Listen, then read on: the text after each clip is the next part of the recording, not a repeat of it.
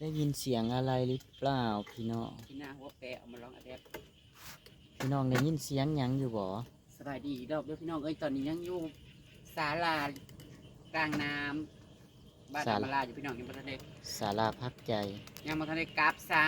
ำที่แรกว่าสิมา วาบๆอยู่ เอาเครื่องให้น้องแหงเลยสิพากันกราบว่ะนั่งก่อนหาโนนนี่นั่นกินต่อกับจะเบาซุปเพิ่นสิตำหอยก็เลยมันนั่งชิวๆอยู่ตรงนี้นะคะฝนสิบ่ห้ามหัวบอกพี่น้องไปก่อนมื้อ ครับสวัสดีพี่น้อง ที่แรกว่าสิถาเบิ่งหมูกับพี่น้องมื้ออื่นซะก่อนถ้าสิไปถาเพิ่นยันค่ำมื้อนั้นสิไปเบิ่ง ยีบฝนเป็นโงนมากนะพี่น้องแต่บรรยากาศดีดีพี่น้องเลย เย็นๆ บรรยากาศดีดี จะตำส้มตำ กับบ้านอันสวยๆเนาะพี่น้องกับธรรมชาติสวยๆธรรมชาติดีแห้งสวงอยู่บ้านน้ำมาล่าเนี่ยพี่น้องสวงแบบ เพราะว่าปีนี้ได้ดำหน้าเร็วเด้อพี่น้อง แบบว่าฝนตกลงมาแล้วแบบเนาะมันก็เขียวไปเบิดนะพี่น้อง ปก มัน ติ เขา เล กับ ย เพื่อนหลัง ปกติเลยทุกปีฮักกันในบ้านกล้าครับก็เป็นไง นั่งเอากอย แล้ว มา จ้ะ พี่น้องแต่ข่อยบกล้ากินแซ่บ เป็นไร มันมีกินไงประหยัดเมา ไม่เคยกินหรอกที่บ้านจะบ่เคยไปหาผู้ต่อยหรอก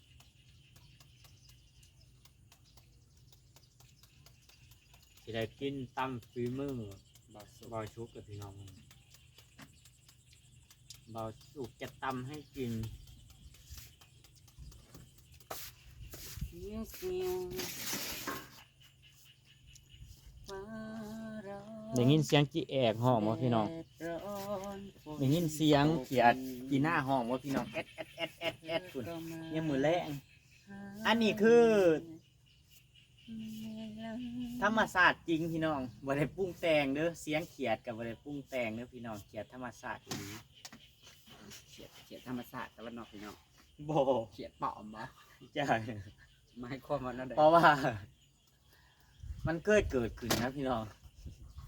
มีความมันนั่นเด้ เจ้าพี่น้องบ่เจ้าพี่น้องบ่สงสัยคือข่อยเอง โบโบโบโบโบโบ เคี้ยวไว้ดีเขา มัน พี่น้อง กินว่าในหมกหุ่น เคี้ยวไว้อยู่ไว้บ่เนี่ยเคี้ยวเบิดแล้วพุ่น มันเขาถาแล้วก็จะถาส้มตำเขาก็จะตำให้เขาสิตำใส่ทุกหอยนั่นเหรอมื้ออื่นสะเพิ่นก็สิไปส่งคนงานเจียมาลากอาสไปเนาะพี่น้องแต่เสียเยอะ มือน้องแห้งกับกราฟพี่น้องตอนนี้เห็นเพิ่นขี่รถเข้าไปในบ้านรถเอามาละเพิ่นมาบ่ว่าสิเว้าหยอกได้ไงเมื่อคืนเพิ่นว่าเพิ่นนอนบ่หลับพี่น้องเพิ่นนอนบ่หลับเบิดคืนเพิ่นว่า ตื่นขึ้นมาซักผ้าแต่ตี 3เพิ่นว่าแต่3 โมงนอนบ่หลับเพิ่นหากนำได้ยินเพิ่นว่าได้ยินหมู่ว่าเพิ่นหากนำเมื่อคืนเนี่ย กินฮอดไอคอนดอเบ้า เพิ่นสิกลับไปพี่น้องเพิ่นว่าซุปมีเชียวมาลาไปส่งแบบเพิ่นกลับมาเพิ่นบอกว่าให้มาเอาของฝากเพิ่นว่าแต่ว่าเพิ่นสิฝากยังบ่ให้บ่ฮู้เพิ่นว่าจักมันสิมีหยังพี่น้องแต่เพิ่นว่าเพิ่นสิมีให้เพิ่นว่าเวลาถ้าของฝากเด้อเพิ่นว่าอยากไปเบิ่งบ่อเกลือบ้านเพิ่นอยู่พี่น้อง ตกแรงนะทางส่วนอำ ต มาก แรง ส่วนสวรรค์ไป ตกแรงเฮาว่าเฮาสิขี่รถไปอยู่พี่น้องบ้านเพิ่นมันธรรมชาติเพิ่นว่า ไปเบิ่งหนองหลวง ทะเลสาบ เฮากับสิถาเบิ่งคลิปอำมาล่านี่แหละไปส่งมืออื่นบ้านเขานั่นพี่น้องบ้านเมืองเขานั่นนะบ้านเพิ่นก็แบบว่าธรรมศาสตร์ยังน่าสีอุดมสมบูรณ์กว่านะพี่น้องกว่าแถวเขตทางนี้เนาะพูดถึงนั่น ทางนี้มัน เพราะว่า แฝนมาแล้ว คล้ายต่อคล้ายหยังกับส่วนมากเขาว่าเขาไปหับมาแต่ทางนั้นนะคอยได้ยินเขาว่าอย่างนี้พี่น้องเขาไปหับมาแต่ทางนั้นแหละทางบ้านเสาแหงนี่แหละแบบว่าของป่าที่ขายตามตลาดนะพี่น้องตลาดอยู่ปากซองนะเป็นพวกเฮ็ดพวกจิบโปมอย่างนี้ก็คือแบบทั้งบ้าน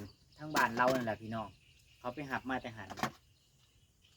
เป็นพวกเฮ็ดพวกหยังนะพี่น้อง มาหุ้มมันน้อยๆนึงได้บักลาย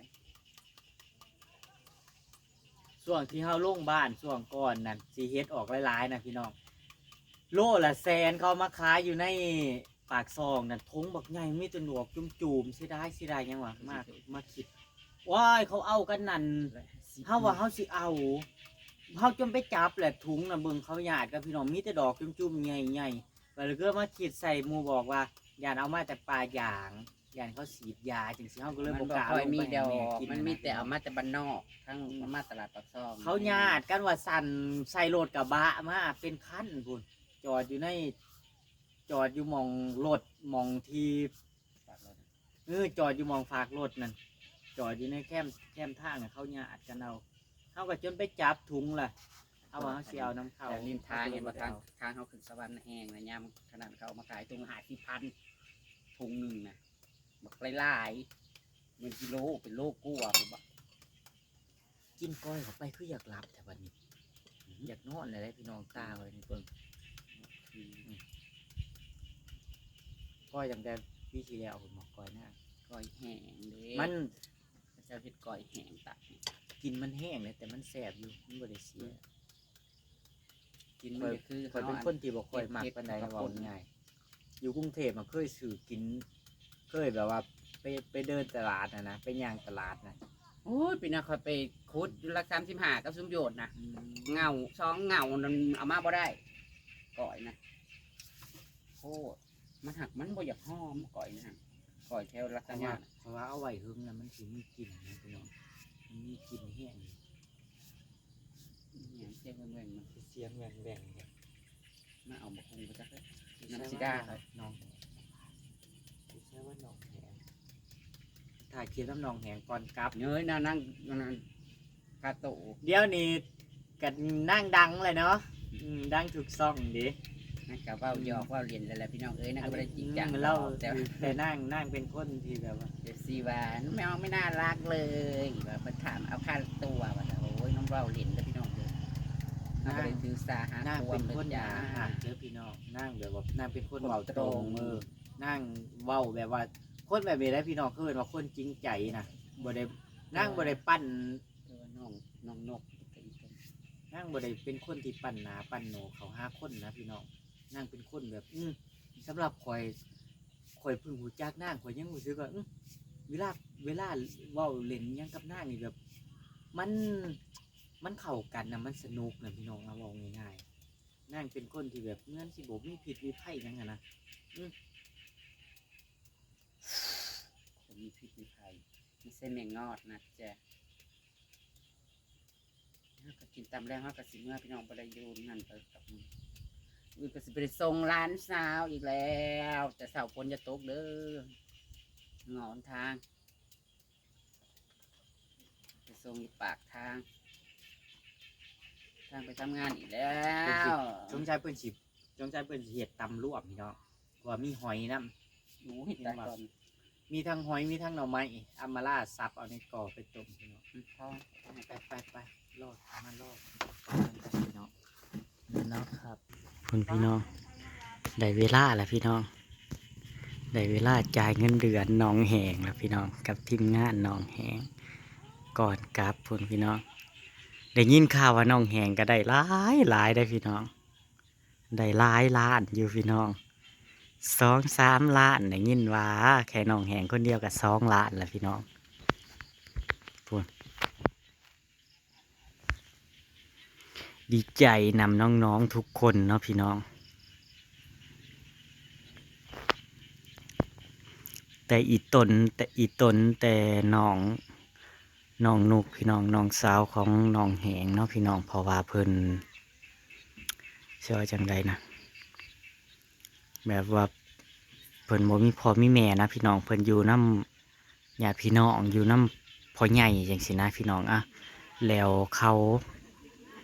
คือจังเรามาหาเงินหาค่ำจังซี่ก็แบบว่าเขาเอานะพี่น้องเราหาเงินได้เท่าใดก็แบบว่าเขาเอาของเรานะพี่น้อง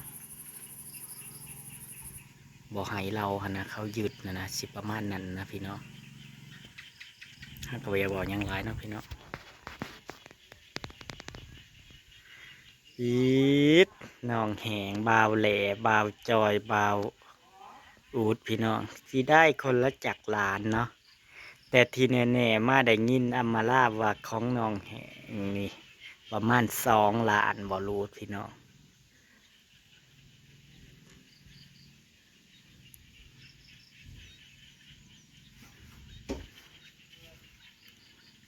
หัวหน้ากำลังจ่ายเงินพี่น้อง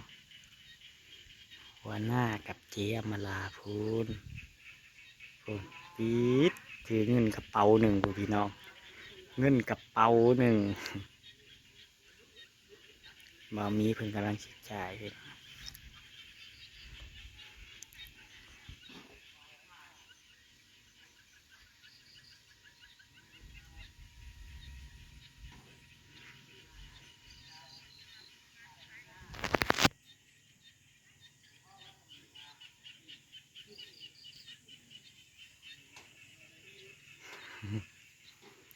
ทั้งของอยู่ของกินพี่น้อง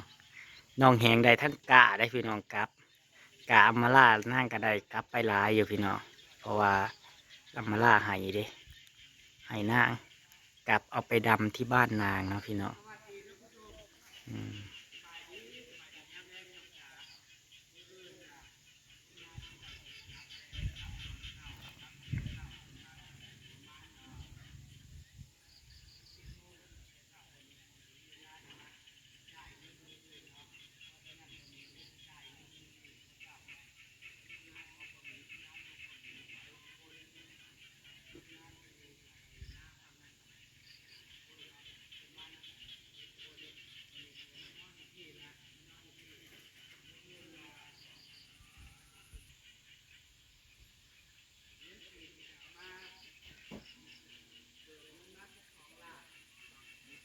ปี๊ดเงินบาท11,000พี่น้องส่วนเงินกีบ12 ล้านบ่มีว่าเบิกเงินมา12 ล้านของน้องแหงหมดเลยหรือ ปี๊ดเฮ้ยเงินเงินกีบกับ12 ล้านเงินบาทกับ11,000บ่มี น้ำสำราญ ยินดีกับน้องแห้งด้วย แล้วปานี่บ่อยู่บ่ อยู่มาส่ง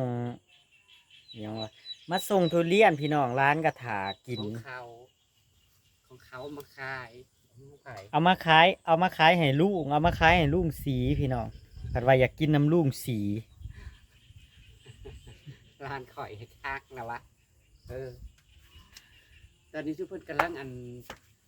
บ่ได้ปลอมเหลือกทุกเพิ่นรับเงินพี่น้องบ่มีจ่ายเงินเดือนลูกน้องพนักงานดำนาคนละล้านสองที่ได้รายเนี่ยได้รายกูมูคือเจแหงนะคะเจแหงผู้เดียวได้2 ได้ ล้าน ยินมาแบบว่า2 ล้านไปปลายบ่รวม เพราะว่าเรา ถอนกะได้เนาะถอนกะเมาขั้นเมนว่าเพิ่นเฮ็ดมัดเป็นมัดหน่อยนะคือว่าทำแล้วสิได้หลาย มาได้จักมือวะมา ๆ ได้ แต่ว่า 8 กะ มื้อ นั่งน่ะมัดง่ายจำมัดกะใจสี มาได้8 มื้อ 8 มื้อได้2 ล้าน 8 มื้อได้2 ล้านแล้วก็บ่รวมที่พี่ๆใจดีเพิ่นให้เนาะเพิ่นให้ติปนะพี่น้อง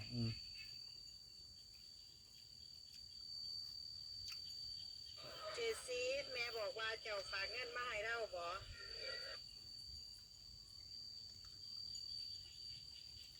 ทำไม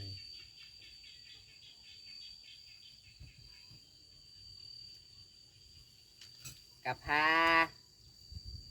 ขยะกะพาโอ้ยเดี๋ยวกระเบิดเลย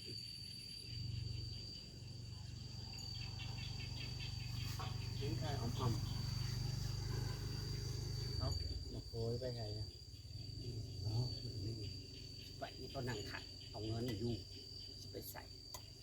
ถ้าก็กินตำกินเติมแล้วจักหน้าแล้วก็เมื่อแล้วพี่น้องเอ้ยกองน้ำเอาไปยกคัดไปเอาหมูตัวนี้มาเลยที่บ่ค่อยได้ไปทางใดแล้วบัดนี้ยากแล้วบัดนี้ร้านก็สิบ่อยู่แหละด้านเพิ่มขึ้นไปกับเฝ้ากราฟจังสินะนกโทรมาพี่น้องตามคลิปหน้าก็แล้วกันมื้ออื่นก็แล้วกันเนาะสำหรับมื้อนี้ก็สิบรรยากาศยืนที่ยืนสระบ้านเกะอำมาลาเนาะพี่น้องมื้ออื่นว่าเฮาสิได้ไปทางใดจังไดก็ที่แน่ๆคือสิไปส่งร้านก่อนมื้ออื่นเช้าส่งน้องนกไปทำงานที่ไทยอีกพี่น้องแต่ว่าเทื่อนี้เพิ่นบ่ได้ไปฮอดกรุงเทพดอกเพิ่นไปทำงานอยู่ในกาฬสินธุ์นี่อยู่น้ำอาเพิ่นเฮ็ดงานบ้านคือเก่า นะคะขอแต่อย่าให้ฝนตกแล้วก็ออกมาก็สิเป็นเบิงไปจองหมูเข้าไว้บาดนี้พี่น้องน้ำมันสิบ่ได้อีกเนาะขอบคุณพี่น้องเบัดสุขุสุขคนที่เข้ามารับชมแล้วก็ติดตามทั้งช่องเก่าแล้วก็ช่องใหม่เด้อจ้าพี่น้องเด้อไปแล้วจ้า ไปแล้วครับสวัสดีครับผม